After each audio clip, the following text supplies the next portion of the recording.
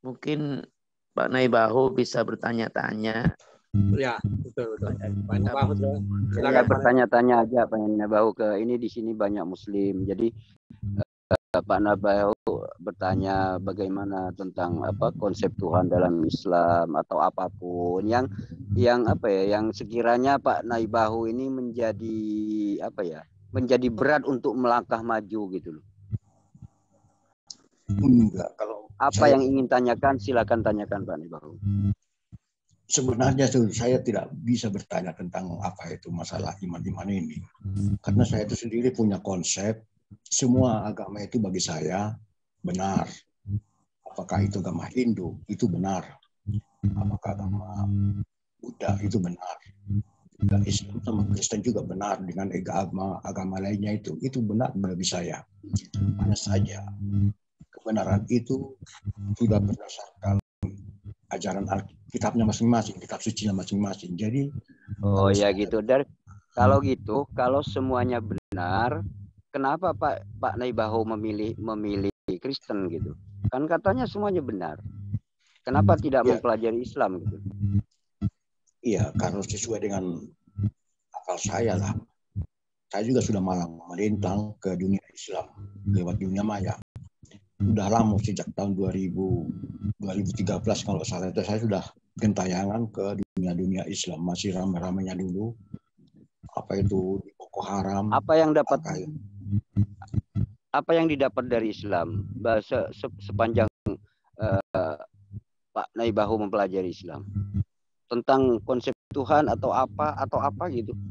Boleh saya tahu? Atau pertanyaannya maaf Pak Naibahu, apa yang membuat Pak Naibahu ragu tentang Islam? Iya betul. Iya, saya ragu dengan Islam itu karena pertama saya sudah mempelajari isi Alkitab. Dari buahnya lah engkau mengetahui pohonnya. Jadi buah-buah yang dihasilkan apa yang kita imani itu, nah kita mengenal pohonnya. Jadi dari situlah saya membuat ragu. Karena saya sudah katakan tadi, sejak 2013 saya sudah gentayangan di Maya. Masih rame-ramenya Al-Qaeda, rame-ramenya Boko Haram, rame-ramenya Filipina Selatan itu, yang rakyat Maluku Selatan itu, Filipina Selatan itu.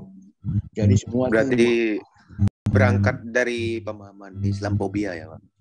Boleh. Iya, saya itu sudah membaca-baca sudah mulai dari tahun berapa itu, mulai dari Al-Qaeda. Dari mana gini Pak? Dari mana? Berarti terjun atas dasar kebencian ya, bukan meluruskan. Gitu intinya. Begini saya tanya ke Pak Naibahu, begini, dari mana pilihan Bapak itu benar? Sementara Bapak mengatakan bahwa semua agama itu benar, kan seperti itu. Dari mana Bapak ini mengetahui bahwa Kristen itu benar, padahal yang Bapak sembah itu sama dengan kita gitu loh Pak? Itu jelas Ustaz Ramli, itu agak noise itu Ustaz, itu mungkin kamu sedang HP-nya dicas ya, agak noise. Ya, tafadhol dilanjut lagi.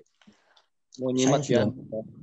Saya sudah mengatakan agama itu semua benar berdasarkan ajaran kitab sucinya. Jadi saya itu tidak bisa mengatakan agama ini salah, agama itu salah. Kalau saya itu menyalahkan agama lain, berarti konsekuensinya saya tanggung, konsekuensinya orang lain.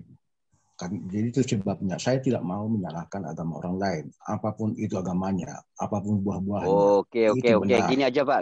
Gini aja Pak, karena prinsip Bapak sudah seperti itu, saya maju selangkah lagi. Pak, apakah Bapak ini percaya Tuhan itu abadi, Tuhan itu Maha Esa gitu Pak? Ya itu sudah itu celahnya harga mati itu. Ya betul. Nah, definisi abadi itu seperti apa menurut Bapak? Definisi kekal gitu. Iya, dia definisinya kekal itu tidak berawal dan tidak berakhir. Dia sejak semula. Oke. Kalau misalkan sesuatu itu pernah mati, apakah itu termasuk abadi, Pak? Kalau masalah mati, itu tetap abadi. Yang mati itu kan raga. Kalau dalam manusia. Yesus ini Anda anggap itu Tuhan karena apa? Yesus itu kan punya jasad.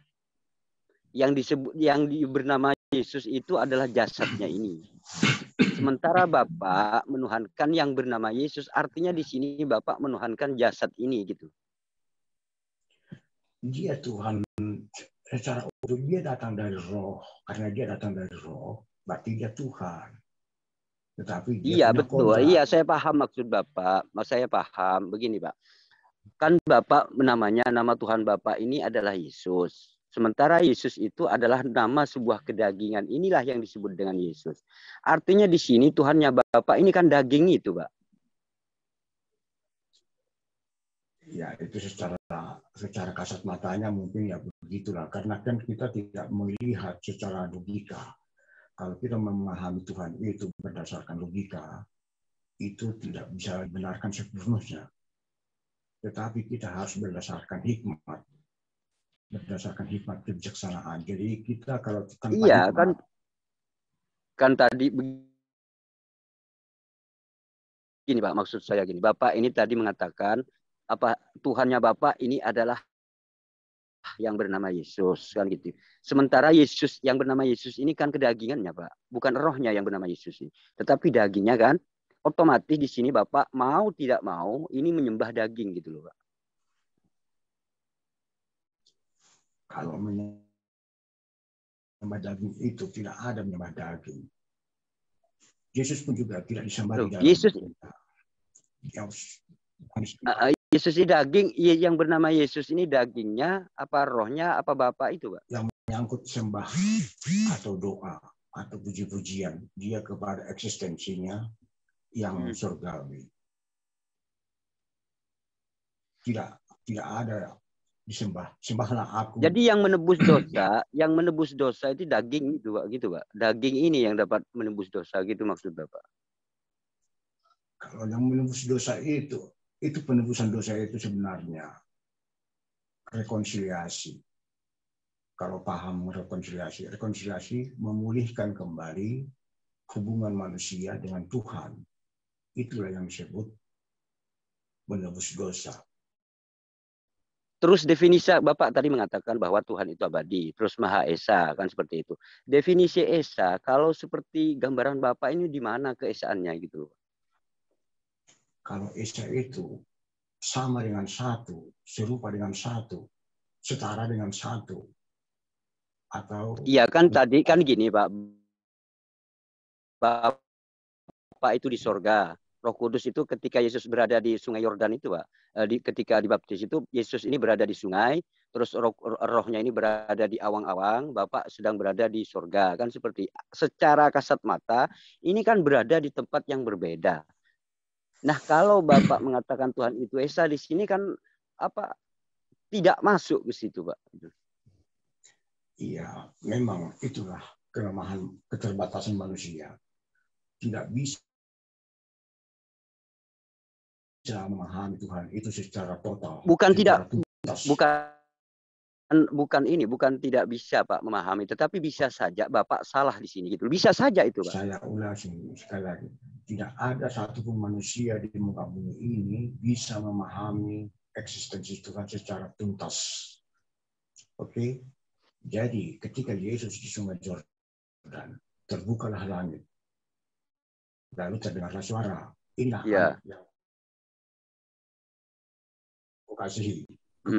Kepadanya lah aku berkenan. Itu terdengar suara. Lalu turunlah Roh Kudus seperti burung merpati. Itu tiga eksistensi.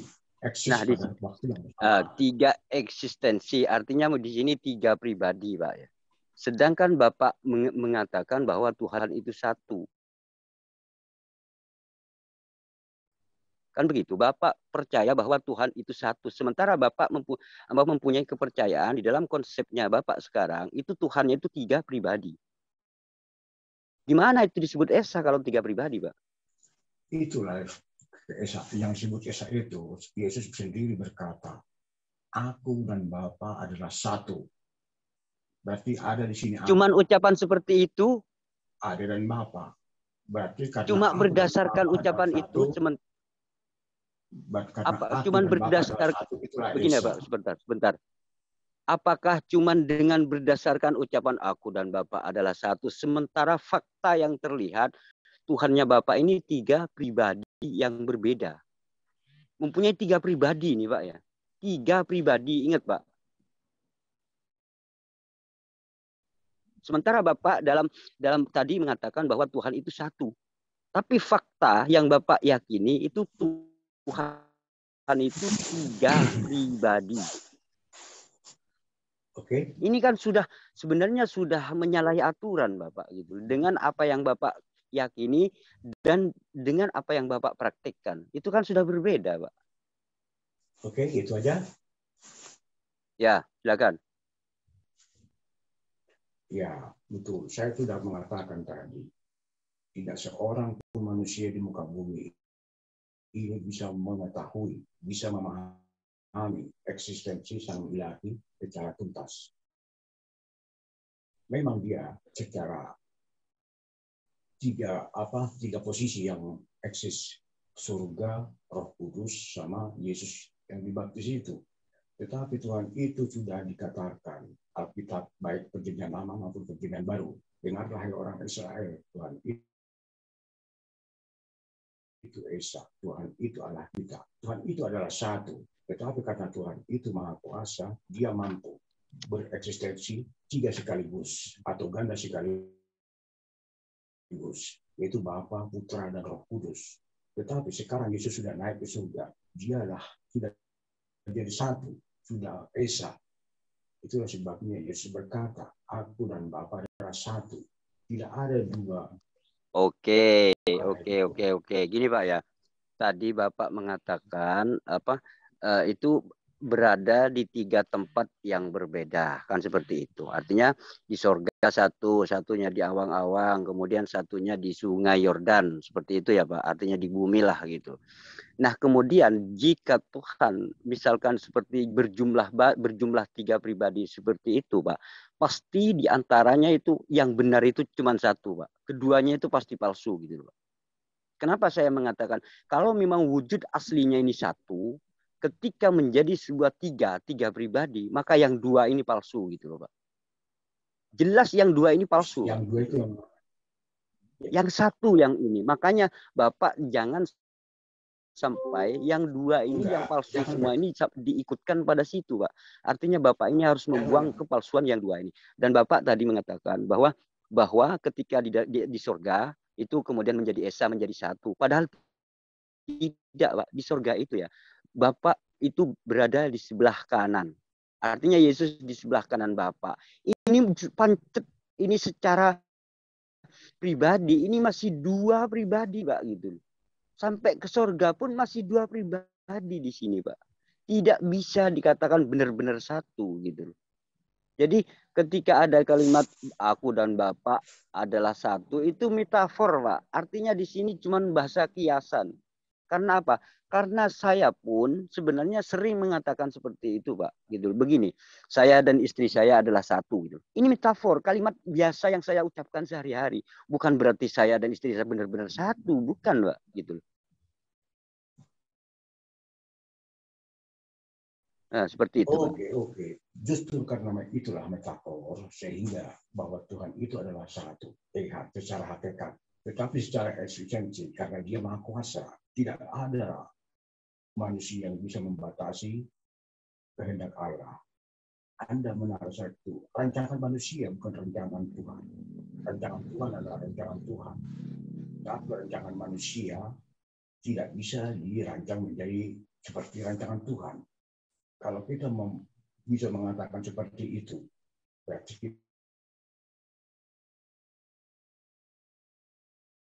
kita begini. Pak, begini, oke, saya sudah paham. Pak, kalau kuasanya itu cuma pemberian, apakah itu disebut maha, Pak? Apakah Bapak tahu yang disebut dengan definisi maha itu apa gitu? Kalau Ya, cuma maha. pemberian itu, misalkan gini, Pak, Bapak ini misalkan anak buah saya, gitu loh, Pak.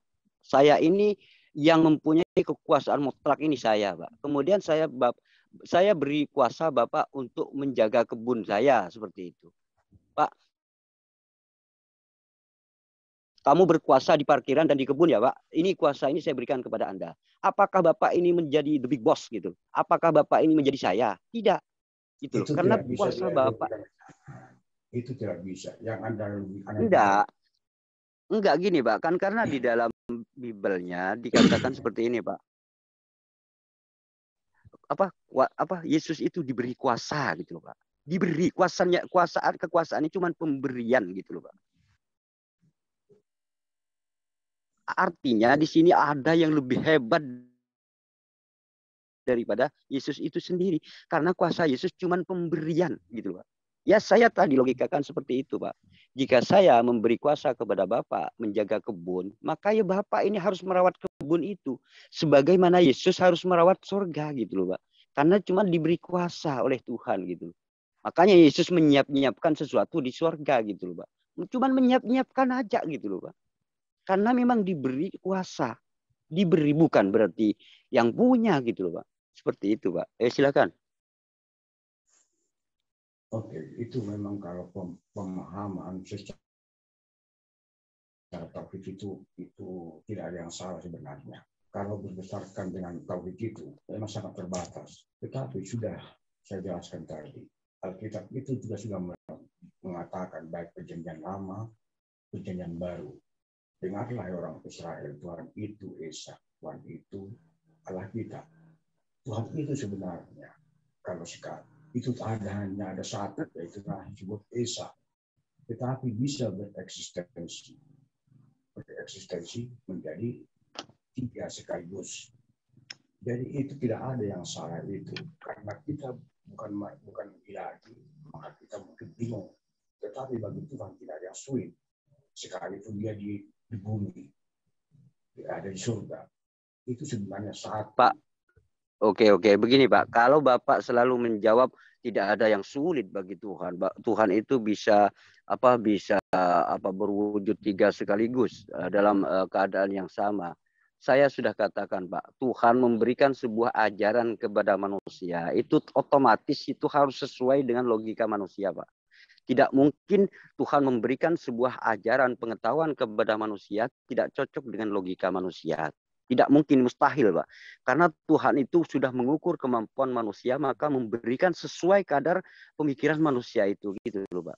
Nah kemudian ketika Bapak mengatakan Tuhan Maha Kuasa, misalkan gini, Tuhan Bapak percaya bahwa Tuhan itu Maha Kuasa. Sementara faktanya yang dilihat itu tidak kuasa Pak. Malah kekuasaannya ini di bawah Romawi gitu loh Pak. Ini segala sesuatu yang pernah terhina itu Pak tidak bisa dikategorikan sebagai maha kuasa gitu loh Pak. Jadi kalau saya pribadi, maaf Pak ya, maaf. Sesuatu yang pernah terhina sedikit pun, terhina, fakta ini Pak, faktanya terhina. Saya tidak mau menuhankan sesuatu yang pernah terhina gitu loh. Karena itu pasti bukan Tuhan gitu loh Pak. Oke, itu memang kalau kita punya pendapat seperti itu, ya nggak masalah. Tetapi dia sudah datang ke dunia. Sebenarnya dia sudah hina. Karena di dunia ini kan sudah terkutuk sejak zaman Adam dan Hawa dibuang ke muka bumi ini. Terkutuklah tanah bagimu. Udah, sama si ular tua itu sudah dikutuk. Nah, yang mengutuk di sini siapa Pak? Kok Tuhan Anda mengatakan karena bumi, seakan-akan Tuhannya Bapak ini nggak punya kekuasaan apa-apa gitu loh. Yang mengutuk ini siapa yang mengutuk bumi ini Pak? Yaitu Tuhan lah ketika diusir. Nah, Tuhan yang mengutuk, masa Tuhan nggak bisa mencabut kutukannya? Masa dia harus mati gitu loh, mati bunuh diri dulu sampai ke tanah gitu. Di mana kekuasaannya gitu loh Pak? Nah, itulah kematian Yesus itu. Itulah yang mencabut. Itu malah tambah hina Pak. Begini ya, saya logikakan gini Pak. Adam aja Pak, Adam ini melanggar perintah Tuhan, ya. Dicap sebagai dalam ajaran kekristenan, Adam melanggar perintah Tuhan aja itu sudah dicap dengan dosa yang tidak terampuni. Nah, kemudian Tuhan turun ke dunia hanya untuk dibunuh oleh orang Romawi. apa Tuhan nggak menambah dosa di sini, Pak? Jadi manusia ini apa ya? Membunuh Tuhan itu gara-gara Tuhan datang ke bumi gitu loh, Pak. Sehingga dosa manusia ini itu malah tambah besar. Yang awalnya cuma melanggar perintah, setelah Tuhannya datang ingin dibunuh oleh manusia, maka kemudian manusia menyebabkan membunuh Tuhan. Ini bukan menebus dosa, Pak. Ini menurut saya malah menambah dosa baru yang lebih besar daripada Adam, gitu loh, Pak. Iya, Anda tidak paham kalau beda pemahaman Anda tentang menebus dosa. Tentang menebus dosa itu tadi sudah saya katakan, itu rekonsiliasi. Saya ulangi, menebus dosa itu dalam pengertian rekonsiliasi. Kalau Anda bisa memahami rekonsiliasi, memulihkan kembali hubungan manusia dengan Tuhan. Biar seperti udah gini aja, Pak. Seharusnya yang berkorban itu kan manusia, Pak, bukan Tuhan. Karena manusia ini kan yang butuh Tuhan kan gitu, Pak. Intinya gini, Pak. Misalkan gini, Pak. Bapak ini, Pak, ada orang tetangga Bapak merampok Bapak sehingga orang itu adalah mempunyai kesalahan terhadap Bapak. Nah, kemudian untuk agar supaya hubungan ini baik, kemudian apakah Bapak ini harus mati di tangan orang itu, Pak? Anda bercerita itu kan tidak ada dasar tertulisnya. Loh, kan gini, Tuhan itu katanya Bapak ini tadi, apa ya, manusia ini tidak bisa lagi. Saya belum menjelaskan, Anda sudah potong. Jadi Anda hanya langsung memahami, langsung membuat branding sendiri. Enggak paham saya maksud Bapak itu gitu. Terus coba silakan. Paham. Apa yang Anda pahami coba. Sementara Anda sudah salah menjawabnya. Loh, katanya Yesus itu menebus, Tuhan itu datang ke dunia mati itu menebus dosa. Tadi itu, Pak, intinya. Iya, kalau cuma gitu saja Anda tidak bisa paham. Jadi ya terus silakan. Iya, dia kan sudah saya katakan tadi, penebusan dosa itu Anda mengatakan mati begitu saja. Tetapi pemahamannya bukan begitu. Saya sudah menjelaskan penebusan dosa itu rekonsiliasi atau memulihkan hubungan manusia dengan Tuhannya supaya kembali seperti sedia kala ketika Adam dan Hawa jatuh ke dalam dosa. Itulah tujuannya, sehingga dia mati. Mati itu bukan tanpa misi. Dia ada misi ke alam maut. Dia mati itu bukan untuk rekreasi, bukan apa, bukan untuk hiasan. Tetapi dia kematian itu untuk yang menguasai alam maut siapa, Pak? Ya si ular tua lah, si iblis. Oh, berarti di sini Tuhan itu tidak mampu kecuali harus mati dulu gitu, Pak. Aduh, dengarkan dulu nanti baru ditanya lagi lah. Saya belum menjelaskan, mudah ditanya lagi. Berarti kebanyakan waktu nanti gitu, nggak efisien, penggunaan waktu nggak efisien. Oh, silakan. Kecuali saya sudah berhenti, baru Anda tanya. Kalau saya itu berarti nanti waktunya itu bisa sampai malam, nggak mari-mari. Jadi itu, dia kematian itu bukan untuk rekreasi, kalau kematian. Dia ada misi. Itu mengalahkan kematian itu menjadi kebangkitan. Jadi siapapun nanti yang percaya kepada Yesus, dia mati, tetapi bangkit. Yaitu mati bersama Kristus, bangkit bersama Kristus, naik bersama Kristus. Tetapi bagi orang yang tidak percaya bahwa Yesus adalah Tuhan itu, bahwa Yesus adalah yang mengalahkan kematian itu, dia mati langsung ditangkap arwahnya itu oleh si iblis. Karena dia tidak percaya dengan Yesus, tidak percaya dengan kebangkitannya, tidak percaya dengan kematiannya. Berarti dia hanya mempercayai logikanya. Dia mati akan langsung go to the hill permanent area. Itulah perbedaannya. Jadi, oke. Yesus itu mati, kenapa hina-hina? Lalu siapa yang bisa mengalahkan kematian kalau dia tidak mati? Jadi kematian itu untuk mengalahkan kematian itu agar menjadi kebangkitan. Itulah arti daripada kematian Yesus. Oke. Tadi Bapak menjelaskan Tuhan itu punya misi. Artinya misinya di sini diantaranya adalah harus mati kan seperti itu. Ini kan misi Tuhan, ya. Kemudian misi Tuhan ini dilaksanakan oleh orang-orang Romawi karena ini merupakan dan dipelopori oleh iblis, pertanyaan dibisikkan oleh iblis. Nah, kemudian karena Tuhan punya misi untuk mati, maka iblis ini mempelopori agar supaya peristiwa kematian Tuhan itu terlaksana dengan sempurna. Sehingga orang Romawi ini kemudian membunuh gitu loh, kan seperti itu. Artinya iblis, Yudas dan Romawi ini melaksanakan misi Tuhan itu, kan seperti itu Pak ya. Sehingga apa? Sehingga dosa Bapak ini dengan berkat berkat orang Romawi yang menangkap, yang membunuh Tuhannya Bapak, ini sehingga Bapak bisa ditebus dosanya. Artinya yang Bapak di sini seharusnya kan punya hutang budi ke sesama iblis, juga sama orang Romawi yang membunuh Tuhan Bapak. Karena ini merupakan yang melaksanakan misi Tuhan Bapak itu adalah iblis dan Romawi gitu loh, Pak. Gimana itu, Pak? Ya, kalau Anda memahami seperti itu, silakan saja lah. Tetapi esensinya saya sudah menjelaskan tadi.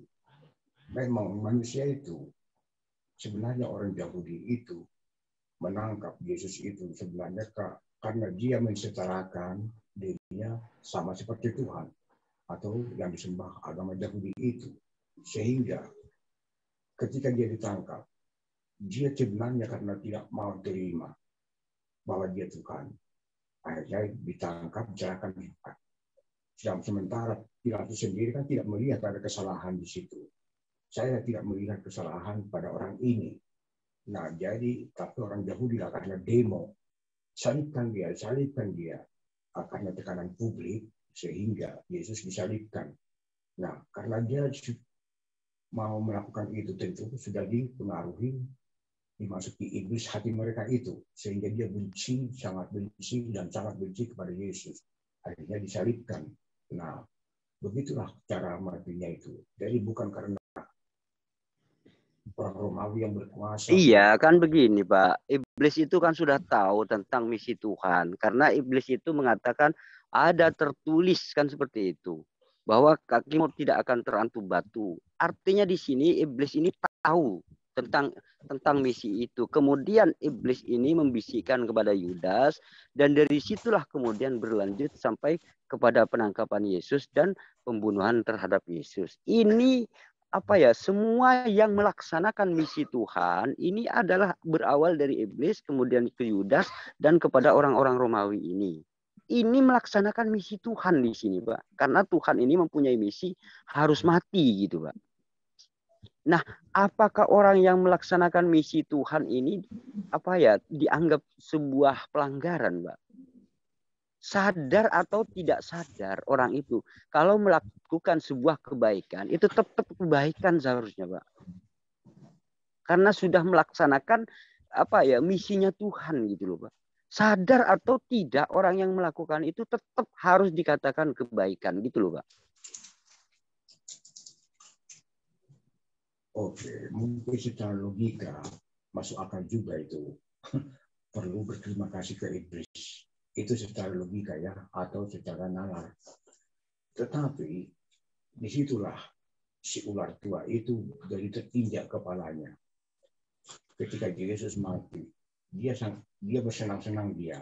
Karena Yesus sudah mati berarti dia sudah berhasil mengkudeta Tuhan. Iblis yang menjadi Tuhan. Itulah pemikiran iblis. Sehingga iblis berupaya sekuat mungkin biar Yesus mati. Tetapi setelah dia bangkit pada hari ketiga, dia terinjak kepalanya. Ternyata Yesus mati, berarti gagal. Dia tidak berhasil iblis itu menjadi Tuhan.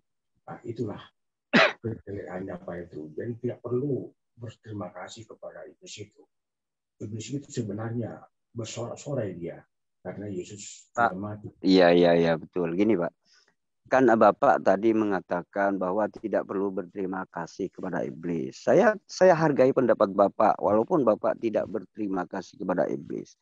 Tetapi di sini, iblis ini kan sudah paham, Pak. Sudah tahu, karena iblis itu ketika mencoba Yesus pertama kali, membawa Yesus sampai ke atas bukit itu, dia itu ada tertulis seperti itu. Artinya iblis ini tahu tentang apa yang akan terjadi pada Yesus seperti itu.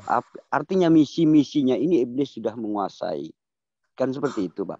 Nah, kemudian iblis ini melaksanakan misinya Tuhannya Bapa ini. Dan kemudian setelah berhasil melaksanakan misi Tuhan ini, maka iblis bersorak-sorai gitu. Di sini adalah merupakan kebanggaan bagi iblis karena sudah melaksanakan misi Tuhan gitu loh, Pak. Ya tentu saja kalau misalkan misi Tuhan itu ingin mati ke dunia, kemudian iblis dapat melaksanakan misi Tuhan, tentu bangga iblis ini, Pak. Wajar. Karena iblis sudah mampu melakukan misi Tuhan gitu loh, Pak. Kan seperti itu logikanya, Pak. Iya, logikanya mungkin bisa seperti itu. Tetapi iblis itu tidak pernah sekali-sekali pun menjalankan misi Tuhan. Iblis itu menjalankan misinya. Bagaimana supaya Yesus mati? Itulah misi iblis. Nah, kalau Yesus mati, di dalam pemikiran iblis itu, dia sudah berhasil mengalahkan Yesus. Sehingga dia beranggapan dia yang akan menjadi Tuhan. Nah, ternyata ketika Yesus bangkit pada hari ketiga, itulah remuknya kepala si tua. Berarti dia gagal. Jadi iblis itu tidak pernah melakukan misi Tuhan. Tetapi iblis melakukan misinya. Tapi iblis salah perhitungan. Dikiranya dia mati langsung bisa diseret arwahnya ke alam neraka, ke alam iblis. Ternyata dia bangkit dari alam kematian. Itulah keremukan daripada kepala si tua. Jadi tidak ada tidak ada iblis menjalankan misi Tuhan. Iblis tetap menjalankan misinya, tetapi dia kalah. Oke, Pak. Tadi Bapak mengatakan pertama, Tuhan itu punya misi agar supaya mati. Kemudian iblis ini mengetahui misi itu. Karena apa?